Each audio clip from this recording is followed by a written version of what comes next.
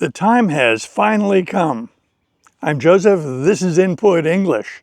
I have a story for you today. This is a continuation of a previous story. It's part of a playlist. You might choose to enjoy the entire playlist entitled The Bobby Series. Today's episode stems from an offer that David received from Dr. Ferguson. It was offered that David, because he is interested in maybe going into medicine, will be allowed to observe surgery in the operating room and then go to Dr. Ferguson's office and observe office practice. David has been looking forward to this day, although not for very long because the whole idea was hatched last week. David needed to be in the operating room on this day, Tuesday, at 7 in the morning. Since David doesn't have a car at this point, he needed to impose upon his friend Chris, who does have a car. Now, Chris needs to be at work at 7. David needs to be at the hospital at 7. And so the plan was that David would be dropped off at the hospital about 20 minutes early so that Chris would have time to get out to the furniture factory to start his shift on the construction crew. Arriving early and having to wait a few minutes was not a big deal for David. Chris picked David up at 6:30 as planned and dropped him at the hospital about 10 minutes later. David followed the directions he had received on his phone in a text message and found his way up to the operating room. The security guard at the front desk asked him what he was doing, and he explained that he was to meet somebody in the operating room. The guard gave him a visitor's pass and he went up to the operating room. When he arrived there, the doors were closed and it said, "Do not enter." So he didn't. He stood in front of the electric doors and waited. Within 5 minutes, a young lady came out of those doors and found herself face to face with David. She asked, "Are you looking for someone? Can I help you?" David explained that he was there to observe in the operating room and he was waiting for Dr. Dan Wilson. Her response was very cheerful. She said, "Oh, I'm Jessica. Come with me." David followed her down the hall 2 doors and she used her badge to open a door. The door was not marked. The two of them entered. She turned to David and pointed to the room and said, "This is the dictation area for the surgeons, and it's kind of a lounge. This is where Dr. Wilson will show up when he gets here in a few minutes." She went on to explain that he brings his lunch, so he will take his lunch to the refrigerator, and then he'll probably get a cup of coffee. Dr. Wilson loves coffee. She said, "At some point, he'll notice you, and since he knows you're coming, he'll figure it out." David nodded. Jessica said, "Help yourself to the coffee." David thanked her, and she departed. He did make a cup of coffee as recommended, and he sat patiently. He waited about 10 minutes, and as expected, Dr. Wilson came in through the door. Now, David didn't recognize him because they had never met, but he was hoping that the fellow coming in was Dr. Wilson, and indeed the fellow coming in the door had an insulated lunch pail. As Dr. Wilson came into the room, he made a beeline, that is a straight path to the refrigerator, but about midway he turned to David and asked if he was David. David answered in the affirmative, and Dr. Wilson continued on his trajectory, putting his lunch in the refrigerator and turning to get a cup of coffee. As he was making his coffee, he regarded David and said, "I see you've found the coffee." Dr. Wilson sat down at one of the computers next to David and started it up. He used his badge to log on to the computer and brought up the software necessary to look at the day's schedule and information about the patients. He didn't ask David much about himself because he already knew that David was a college student thinking about going into medicine And that was enough for now. Instead, Dr. Wilson was really all business, and he was not long-winded. He didn't talk a lot. He just said what was necessary. He said that they initially had 3 operations to do this morning, but yesterday 2 people broke their hips, and so he and the staff postponed 2 of those scheduled operations to allow Dr. Wilson to fix the hip fractures. So that would leave him with 3 cases to do today. But unfortunately, one of the patients, the lady, just didn't get cleared, so we can't do her surgery. David, having listened to all this, speculated insurance. Dr. Wilson smiled and said, "Good guess, but no, the insurance is not an issue. It's really almost never an issue with trauma. We don't let it be an issue. No, it's medical clearance. She wasn't stable enough that the surgery would be safe. The medical doctors figure that one more day and they can get her tuned up, get everything properly adjusted, and the surgery will be safer." So her surgery's postponed. That leaves me with 2 today.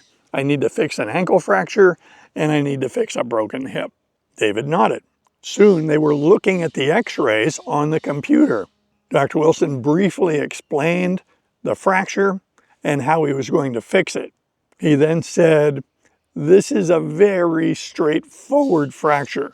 The fellow has great bone quality. It's a common fracture pattern, and we know how to take care of it. It should be very straightforward, but my professor taught me years ago, if somebody gives you a layup, don't miss it." Now that's an interesting expression. That comes from sports, specifically basketball.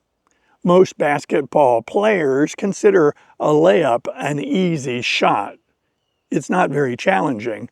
So the advice given with that phrase, if someone gives you a layup, don't miss it, is if you encounter something that looks easy, you still need to take it seriously because you can mess it up. You can fail because you weren't paying attention. David simply understood the reference. Dr. Wilson then switched to the x-rays of the hip fracture and pointed out what had happened. He explained that he was going to put everything back in the right place and then fix it with a gadget that is designed to hold everything while it heals.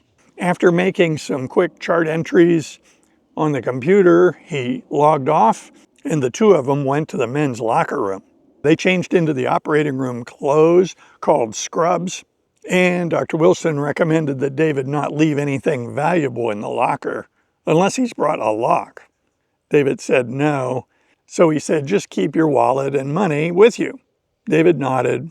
They went out into the area near the operating room and found the shoe covers, masks, and caps.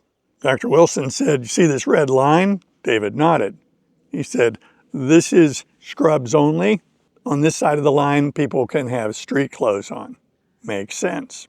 They walked past the front desk, and there was Jessica, the lady who had let him into the dictation area. Through the window, he introduced David to Jessica, and they indicated that they had met. Dr. Wilson explained that Jessica was the charge nurse on that day, and he told Jessica that David is a pre-med student and that he would be observing in room 3 this morning. Jessica nodded, and the 2 of them continued down the hallway. This hospital has 10 operating rooms, but they will be in room 3 for the day. Room 3 is a little bigger, and they need a bigger room because of the equipment they're going to be using. They put up their masks and went into room 3. The staff was already setting up for the surgery, and Dr. Wilson introduced David to the staff. He asked David to stay back from the instrument table and stay back from the patient once the drapes have been put on. He explained that these are sterile fields, and since David is not going to be scrubbed in a gown, He should not get any closer than perhaps 3 feet from those places. Over time, a lot more information was given to David about how things were going to work, and soon the patient arrived on a gurney, on a cart. David stepped back to the edge of the room to allow the staff to do their job. What he observed is that things happened very quickly. Soon the patient was on the table and the gurney was out of the room. The anesthetist quickly established an anesthetic, and quickly the staff was prepping the leg, that is, cleaning it with antiseptic soap in preparation for the surgery. In a flash, the drapes were on, the staff was all gowned up, and the surgery was about to begin. They went through a final checklist to make sure that everything was ready, and they began the surgery. David watched with surprise at how quickly things went. Within a few minutes, one of the 2 fractures had been put back into proper position and had been stabilized with a screw. A plate and screws were used in addition to make that repair stronger. Another incision was made on the other side of the ankle, and 2 screws were used to fix the fragment on that side of the ankle. A portable digital X-ray machine was used to check the position of these fragments. Because of the X-ray machine, all of the staff and David had to wear lead gowns to protect them from the X-rays. A lot of things were going through David's mind as this process unfolded.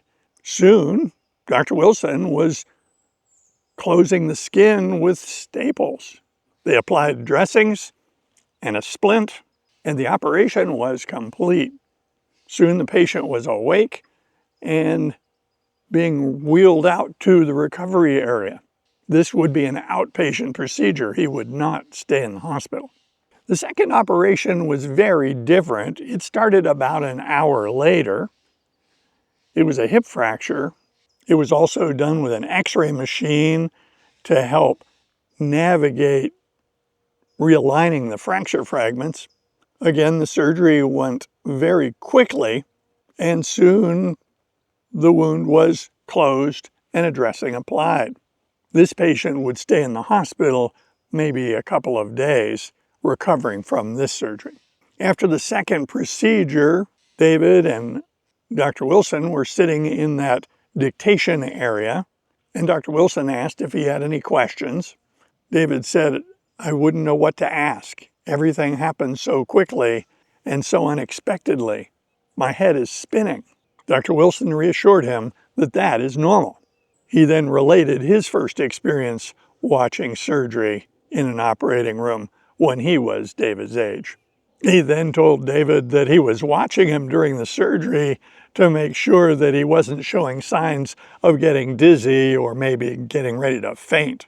Dr. Wilson asked if David had any questions or anything else before he goes. David said no. He thanked him and headed to the locker room to change back into his regular clothes. He would walk to Dr. Ferguson's office early and start the shadowing in the office. Once David was dressed, it took him about 10 minutes to walk to Dr. Ferguson's office. In the next episode, we'll see what the shadowing in the office taught David.